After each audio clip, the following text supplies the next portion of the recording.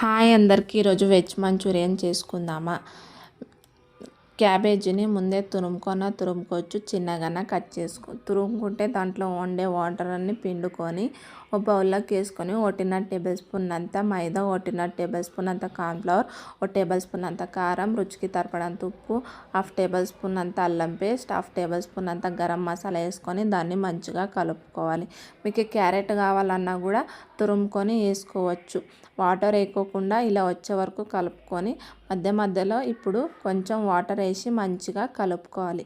అంత గట్టిగా కాకుండా అంత పల్చగా కాకుండా మీడియంలోనే కలుపుకోవాలి. దాన్ని కలుపుకున్నాక మనం గ్యాస్ మీద ఆయిల్ని హీట్ చేసుకోవాలి. హీట్ చేసుకున్నాక ఈ కన్సిస్టెన్సీ వచ్చే వరకు కలుపుకోవాలి. హీట్ అయినాక లో ఫ్లేమ్లోనే పెట్టి మీకు ఏ సైజు ఉండలు కావాలంటే ఆ సైజ్ చేసుకొని దాంట్లోకి వేసుకోవాలి.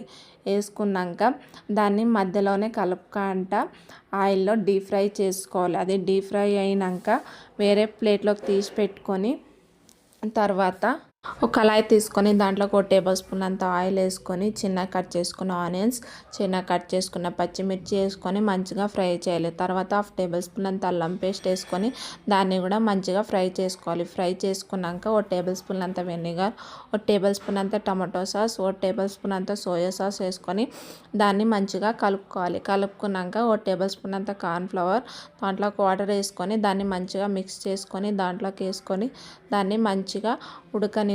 గట్టిగా అయ్యే వరకు ఉడకనిచ్చి మనం ముందే ఫ్రై చేసుకొని వెజ్ మంచూరియన్ వేసుకొని దాంట్లో మంచిగా కలుపుకొని కొత్తిమీర చల్లుకుంటే వెజ్ మంచూరియన్ రెడీ అయిపోతుంది. వీడియో నచ్చితే లైక్ చేయండి, సబ్స్క్రైబ్ చేసుకోండి.